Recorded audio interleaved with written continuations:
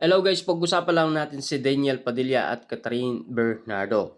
OMG Daniel Padilla, never nilaglag Catherine Bernardo. Kat kinikilig pa rin. Ayon kasi sa balita, hindi naman ikinaila ng aktor ang kanyang pagiging old-fashioned. Idinagdag pa niya na marupok din daw ang aktor. Pabiro naman ni DJ. Okay na raw siya doon sa pagiging konserbatibo. Siyempre alam niyo naman siguro no, si Daniel Padilla unti-unti na siyang nakaka-move on. Sambit pa niya, ito rin daw ang dahilan kaya masarap magmahal.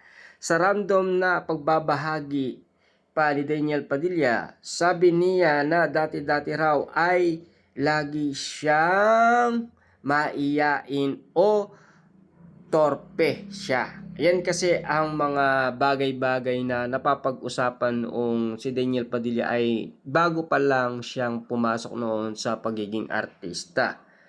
Malaman lamang na tinuturuan ni Daniel Padilla ang kanyang sarili para at least unti-unti siyang matuto na mag-matured. Kasi alam niyo naman siguro maraming nagsasabing nag-level up na daw si Daniel Padilla. Aniya kahit daw nag-break sila ng jowa ay never nagsalita ng masama o dilaglag nito ang ex. 'Di ba? Grabe nga naman kasi no. Meron akong natutunan sa iyo na binibilihan ko sa mga anak ko.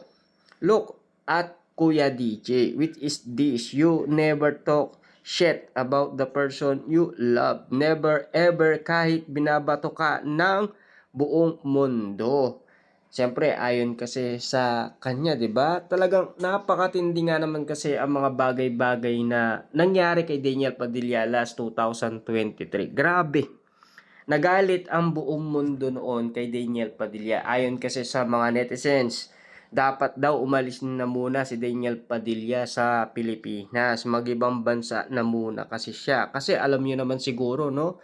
Lahat na lang galit na galit kay Daniel Padilla. Pero take note ha, si Daniel Padilla at Catherine Bernardo nakuha pang nagbakasyon sa ibang bansa. Kasama pa ang tropa na barkada niyang ibang mga artista tulad na lang ni Sanjo Marudo, 'di ba? Ria Ataide, nandyan din si Joshua Garcia. Grabe nga naman kasi yung mga bagay-bagay na napag-usapan noon at tila ramdam ng iba't ibang mga tao na scripted lang daw ang iwalayan.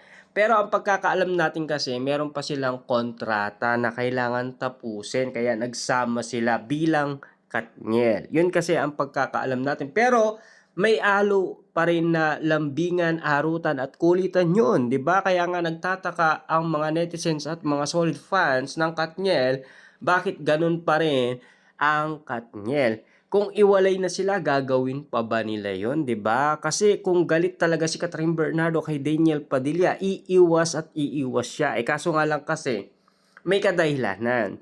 Kasi ang gusto ng ABS-CBN, magkaayos umano sina Daniel Padilla at Catherine Bernardo. Kaya nga naman kasi nagalit ang buong mundo sa ABS-CBN. Hindi ba nila alam na talagang napakatindi ng ginawa daw ni Daniel Padilla para kay Catherine Bernardo?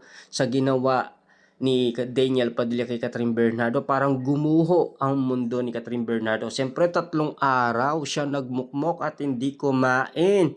Iyak ng iyak daw ayon kay Christy Permin. Grabe talaga, 'di ba? Agulgol ni Catherine Bernardo ayon sa balibalita.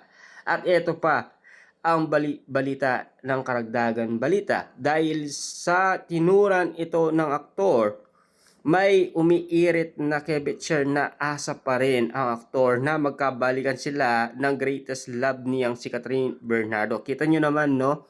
Umaasa pa rin si Daniel Padilla na magkabalikan sila ni Catherine Bernardo. Kasi ayon naman kasi kay Daniel Padilla, marupok din daw siya, 'di ba? Kitang-kita niyo naman ha. Pero ang bali-balita ngayon, naka-move on na daw si Daniel Padilla kay Catherine Bernardo. Hindi totoo 'yun, 'di ba? Kasi hindi pa naman sila umaamin eh. wala pa namang pag-amin sa kanilang dalawa ni Kyla Estrada, hintayin muna natin. Kaya nga sabi ni Daniel Padilla, hintayin nating merong mangyari. Kung sakasakali man katotohanan man at totoo yung bali-balitang mabubuntis daw si Kyla Estrada ngayong 2026 kay Daniel Padilla, tignan na lang natin kung makatotohanan nga o hindi, or haka-aka lang or tsismis lang, 'di ba?